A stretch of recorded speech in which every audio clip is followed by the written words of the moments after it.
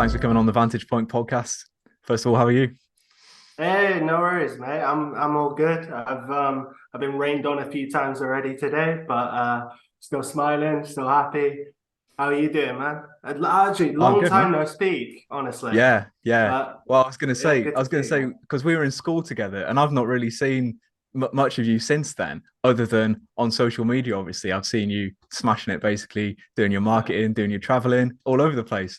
Yeah. How would you sum up like sort of what you're doing at the moment? If you had to sum up your work to people, what would you say it is? Yeah, okay. So what I'm doing right now, so you see, I was a freelancer for the last 4 years, like after graduating uni and all that. But now I'm working for a brand called Switch, who is a print marketing company. A print company. Like we produce print for sort of high street retailers and design agencies and things like that. And I work in-house as the brand and marketing manager for that. And it's quite a sort of slim operation over there. So I'm I'm currently the sort of lead marketer, the sole marketer over there. But yeah, so I'm just sort of marketing for the company, but it's interesting because it's like it's in the marketing industry itself as well. Like we're kind of an agency, but we're on the production side of things. Yeah, so it's a lot of fun what we do. So like my day to day, I'm doing say socials, or I'm helping the sales team sort of land new clients. Like we're doing prospect outreach and things like that, which could be sort of offline little fun print packages and stuff, which is perfect because we're a print company, so you know we can make basically anything. Ideal. Um, yeah, it's a lot of fun. Yeah. Yeah, it seems like you're enjoying it. And I was going to say earlier, you mentioned you've been rained on a few times. I was about to say, oh yeah, we live in the UK. That's just what it's like around here. But then I thought, hang on, he might not even be in the UK because you've been traveling quite a lot, haven't you? Yeah, So yeah. if I'm right, you spent a year in Europe as a freelance manager for UK businesses. Talk to me about that. What was that like? Yeah, so sort of mid and sort of towards the tail end of the pandemic, like I was so sort of housebound and just like needed to get out really, that it was a good opportunity for me. So I was living in um, Birmingham originally, like when the pandemic first hit. And then I moved out of there, traveled for a few months, and then moved up to Manchester, where I was for a year. And then the lockdown hit straight again. And I moved out of there like 10 months later. And I just thought, right, I'm just going to take this as my one chance. I'm not paying rent in the UK. I'm going to go out and see the world and work at the same time, basically. So So, you threw yourself in like, at the deep end, sort of thing. I mean, yeah, exactly, man. Yeah. But I mean, it's so much fun. I mean, it has its ups and downs, but it's a lot of fun to sort of have a different environment around you, especially when it's a warmer climate. You know, like that. I mean, that was one of the big things. It's like working outside, like on my balcony in Athens, instead of like Oh, nice. in a coffee shop in Manchester. You know, it's nice sometimes. But yeah, so I had some clients that I'd had pre-pandemic, and then during the pandemic that I just kind of carried on through. And I was working sort of like 4 days a week while I was out there. So I was, you know, I had some free time to go and explore, and obviously I had the weekends and stuff like that. But yeah, it's in terms of the actual working side of things, like it's totally seamless. Like you know what, for like most of the time that I was out there, probably half of my clients had no idea that I was like not in the UK anymore, you know, like it wasn't. So what do you do? Like video calls, that sort of thing to keep in touch with people, or how did you Yeah, manage it? video calls. So we use like I use a task management tool online called Asana. So we kind of you upload your tasks in there, and then everyone in the team can see it, and you just sort of keep updated there through text. So it's a little bit, I don't know, it takes up less time than a meeting would anyway. But no, I mean it was actually quite nice because I spent most of my time out in Athens, and that's 2 hours ahead, which means you get a bit of a lie-in in the morning, and then you work into the evening as it gets a bit like cooler out there. Nice. Yeah, Yeah. so You that's know what? been nice. It sounds amazing, but from what you told me, you're only getting paid what, €3 a week. Is that true? Wait, 3 year. Wait. Did I type that in wrong? Wait. That's what you told me. Oh, yeah. No, I said I was What's that, like surviving. a day? Yeah. No, that's fine. No, for the first like 3 weeks I was in Athens, because Mm. I moved out there basically right after a couple of like bigger paydays, and then I So it spent was all three that euro. money So it really was €3 a week. for a couple of weeks. Like that's just what I Wow. was living on, right? So it was like Yeah, the leftovers of those paychecks, right? So I I had to see. I buy all see. my accommodation, buy my flights, and like what was left over was literally like a couple of euros. Like I remember for sure the first week I was there, that was €3 because I bought a carton of eggs and I was just eating like boiled eggs and oranges that first week. But Wow. I mean, yeah, it was fun, and yeah, I met some people out there that helped me out a bit, but yeah, soon after that it got sorted, and I was getting paid proper again. Yeah, awesome. That's good. That's good, man. It's good that you worked your way out of that. That sounds like it must have been probably a bit of a sketchy situation for at least a minute, like before you were like sure of how things were going to play out. I guess it's a bit of a risk when you first went out there, right? I mean, it was just kind of at all times just finding something to do. Like so out there you've got your coffee shops and stuff. So like that felt normal. It felt like I was still in the UK. I could just pop there anytime, get Wi-Fi, get nice coffee, and I could just sit there and work, or I could sit there and chill, whatever I needed to do. So it never got too much, you know, like it still like even though it was just like home but warmer, basically, a lot of the Yeah. time.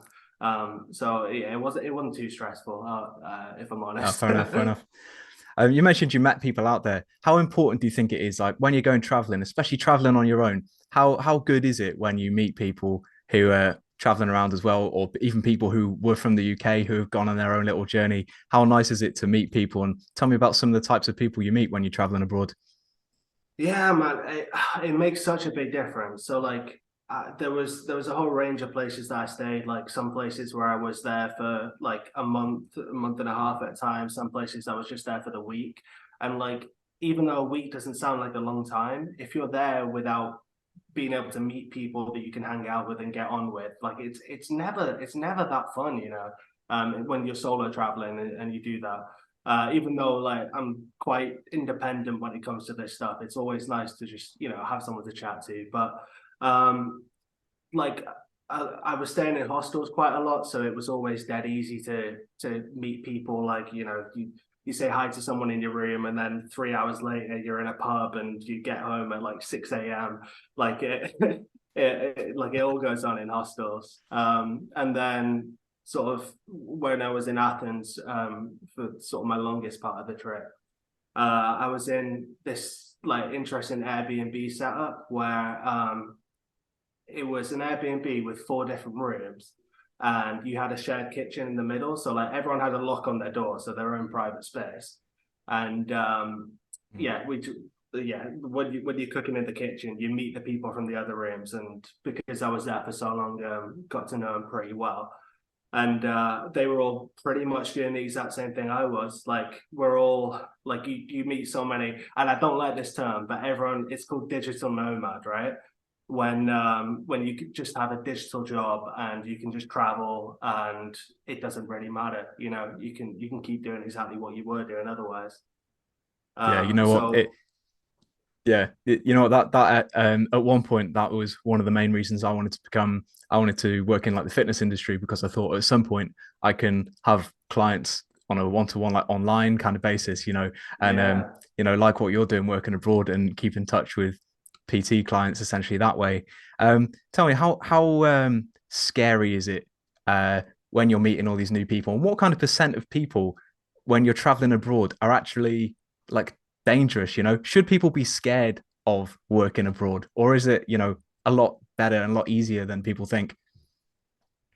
Right. So, yeah, I think I have a weird perspective on it because I'm quite an anxious person. Like, I'm not gonna like throw myself out there in general life. Like, if I'm in the UK, I'm not just gonna like walk up to someone and try and be friends with them generally.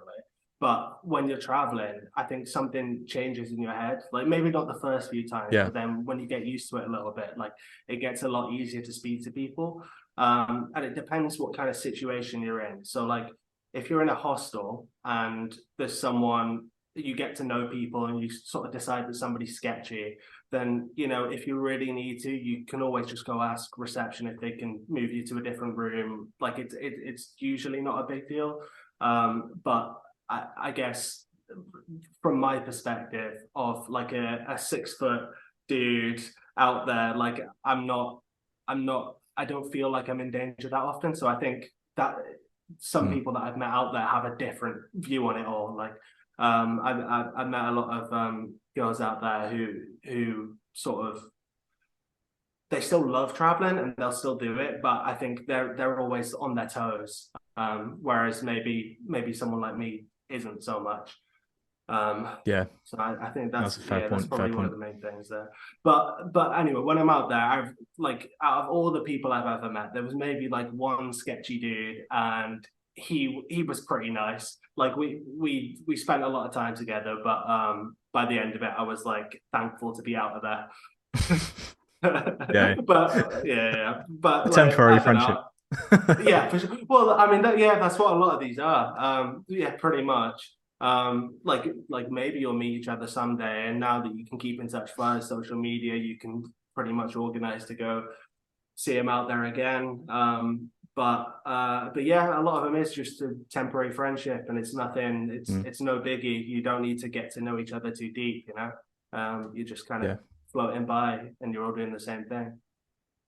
Yeah, awesome, man. Speaking of sketchy things, I noticed there's a bit of a rise in the use of like AI, right? I've seen it. I've fiddled with it a little bit. It's quite interesting, and I think it's crazy how kids in school can use AI to complete like homework assignments and things, literally in one click, right? They can just put in the question or say write an essay about this, and it writes the whole thing for them.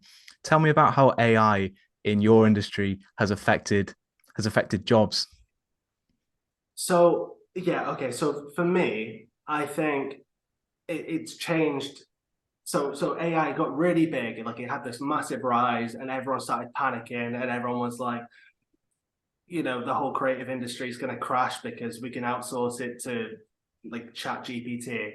Mm, But we've had some moderation come back in now, where like so yeah, you've got these kids like doing their assignments and like submitting them like that. But like in a university situation now, most universities, like I don't know if you ever use like Turnitin or like when you do like a plagiarism check before you go and submit right. your essay, right?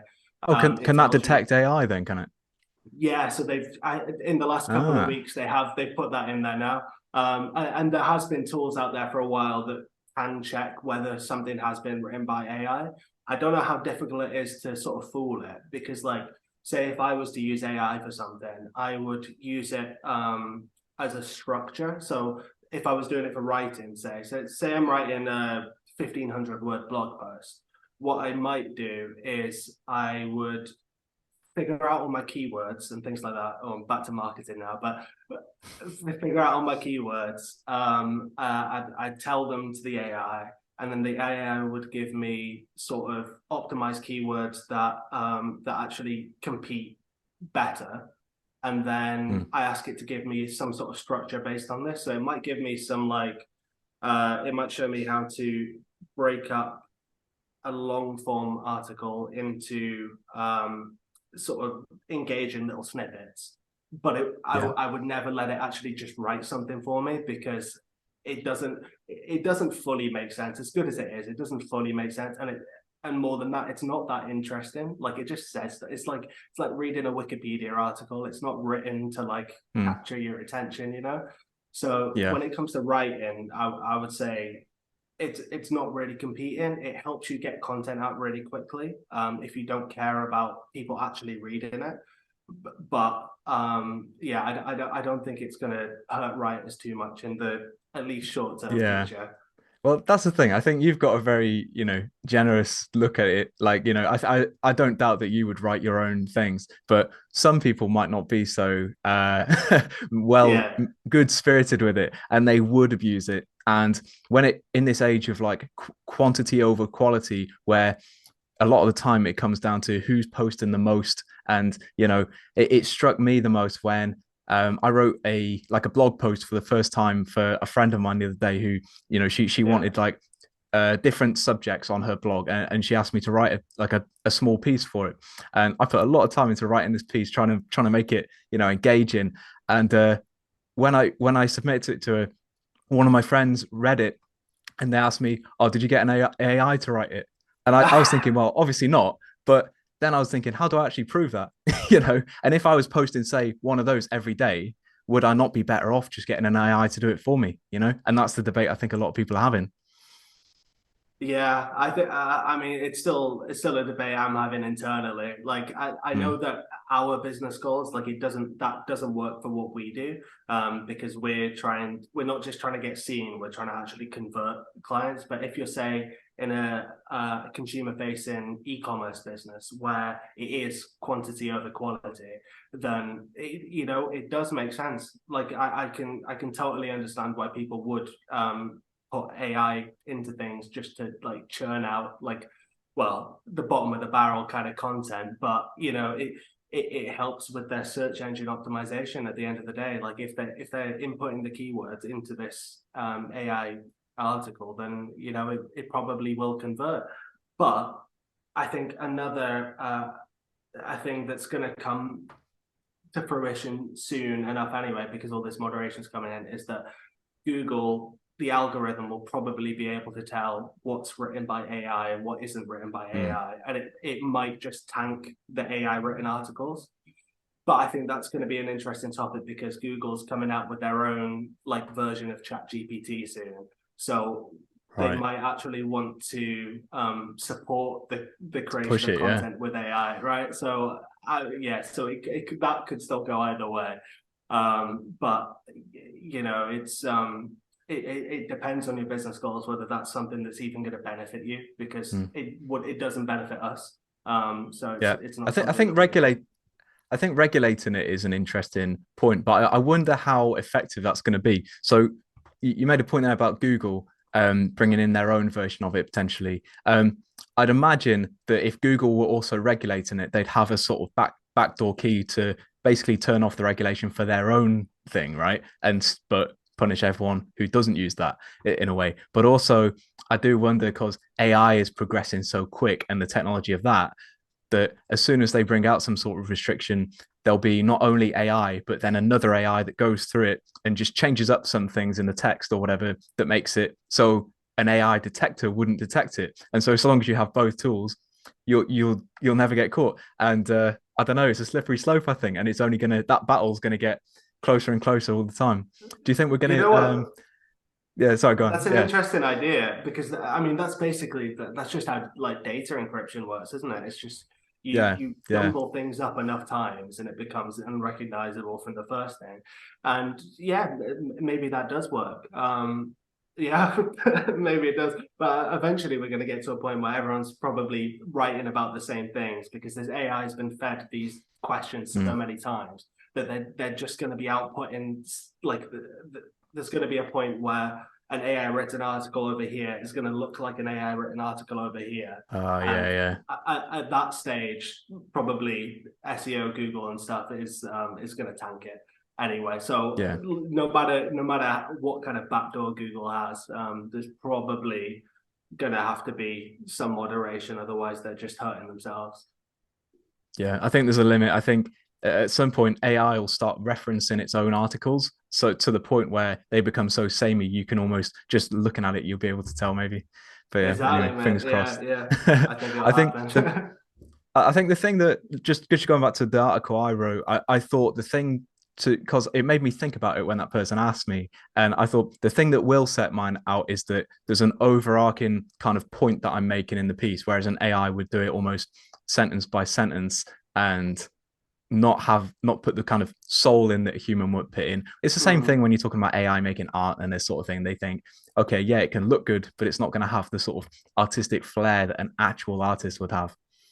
Exactly. Like I think unless all of your content is curated by AI, this is where sort of brand tone and messaging comes into it. Really, it's like, so you write a piece, and an AI is going to write it however you ask the AI to write it, but like qualitative information, like the ways in which you're funny as a brand, you can't explain that to an AI. So when it's written, like it's not going to look like a piece of work you've done.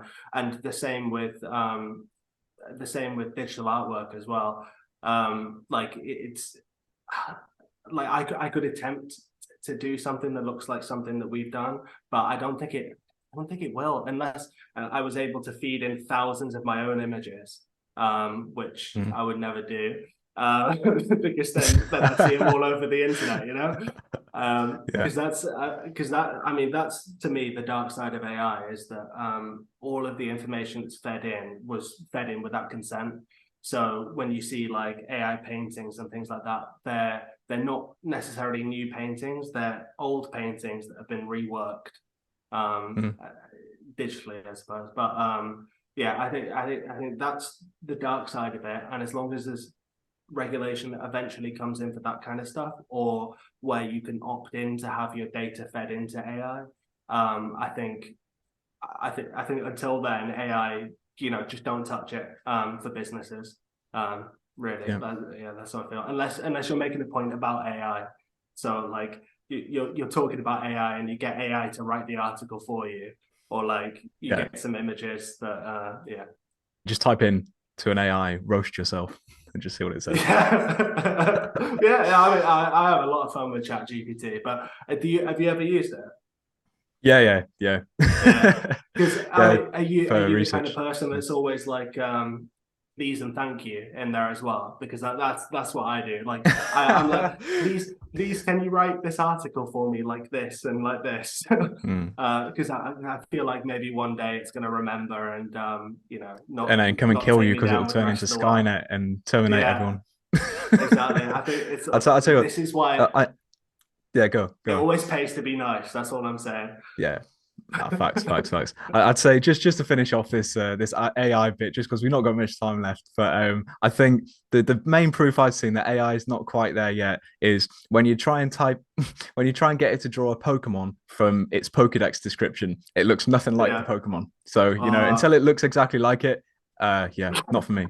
But yeah, Sam, you're a brand manager, right? So it would be remiss of me not to ask you some questions that our listeners may have for you. How do you create a brand that is instantly recognizable? Go on. Okay, so I think you go bold with your design. With brands, I like to start with design. I come up with a reason to do something, right? So I don't know if you've seen our sort of what we do at Switch, sort of what our colors and things look like, but we have a very like some people say garish, gaudy, but I like it. It's a really bright blue and red gradient, essentially. Distinctive. Right?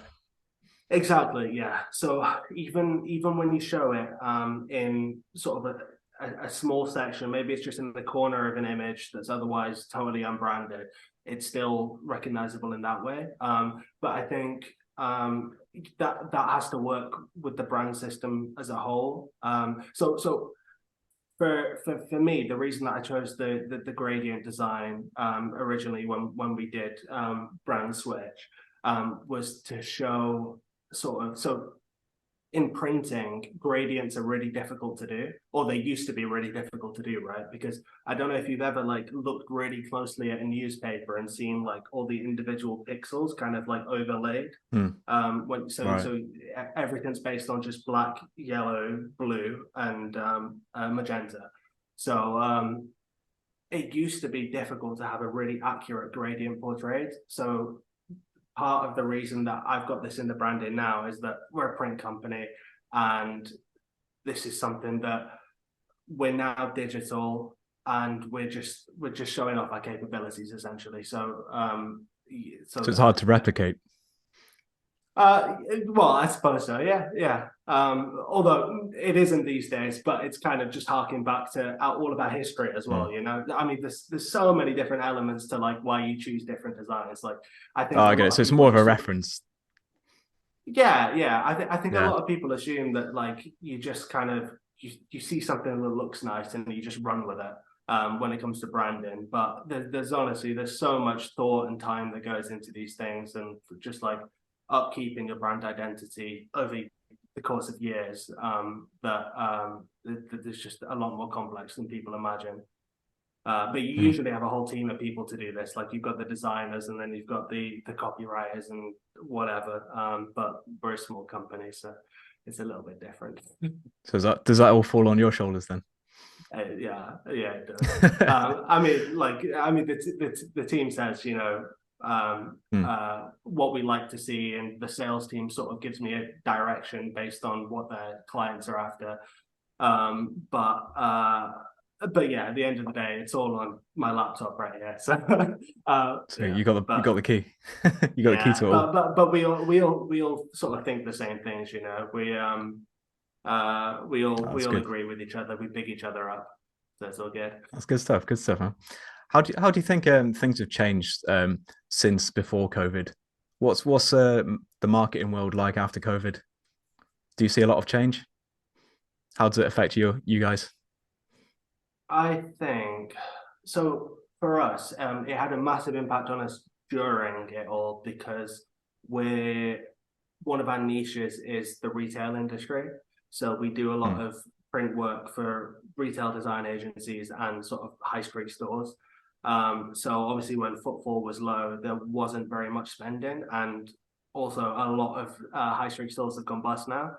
So that massively impacted us on that side of the business. But otherwise, so we used to, or the team used to work from our office, which is based in Leicester. And at the time I was freelance, so I'd visit and stuff, but it wasn't my full-time spot. But then we went totally remote, and right now we're all still totally remote. We have the production facility where obviously we need people on site, but in terms of like the sales team and stuff, all remote. But next month, everyone's coming back. So it finally feels like we are getting back to where we were, like, 2-3 years ago. So you come full circle. Oh, wow. Yeah. Yeah, 3 years. It's mad, isn't it? I can't keep track of that. I've lived in like 8 different places since then, but I've got no concept of time anymore. That's what it's done to me personally, anyway. Yeah. Oh, I remember feeling like that. I'm not gonna lie. No. How would you compare life as a freelancer versus being a manager of a business? Okay. Seems like you can do almost what you want. Is that not true? It definitely comes into it. So like the type of manager that I am is I don't manage people. I manage the marketing side of the company, right? So like if you're a freelancer, you still do end up managing people because you're sort of running projects and things. Sort of you manage them indirectly, you give them pointers and tips and things like that. And it's still the same as a manager now. All the teams are sort of always working together constantly. But yeah, in terms of the management side of things, like I am managing the the marketing of the business more than anything else. So in that sense, I was always a freelance brand manager kind of thing. So that hasn't changed too much. And the fact that I'm still remote, like it still feels the same. But yeah, I'm sort of more 9 to 5 now than I used to be. That's like probably the biggest change for me. And like I can throw myself fully into one brand, which is dead nice. So have you set that routine for yourself then? Did you just prefer to have it 9 till 5, or have you just been kind of pigeonholed into that role now? I wanted my evenings back. Like honestly, like I looked at everyone else. Like so I used to work, say like as a freelancer, like I'd go into a coffee shop at 12 and then I'd leave the coffee shop at like 8 or 9. And I used to like see everyone leave at 5, and I knew that they were going home and having their dinner and like hanging out with friends or whatever. And I thought, man, I wish I had a life like that. And now I pretty much work a 9 to 5. Like we're still very flexible, so sometimes we can change things around. We can have a longer lunch break and things like that. As long as we do our hours and everything gets done, it's not too bad. Yeah. Yeah. Yeah, it sounds like you've found the balance now. Like you see this with a lot of people who almost work for themselves. Like you you think, oh, wouldn't it be great to escape this kind of 9 to 5 kind of cycle? And then you think, actually, there's a reason why the majority of businesses do set their working days like that. Is because most people want that afternoon time to themselves and that sort of thing. Sam, we've not got much time left. Oh yeah, Sorry. yeah, go go on. Oh no, I just remembered that obviously the big thing is you get a payday back. When you're salaried, you get a payday.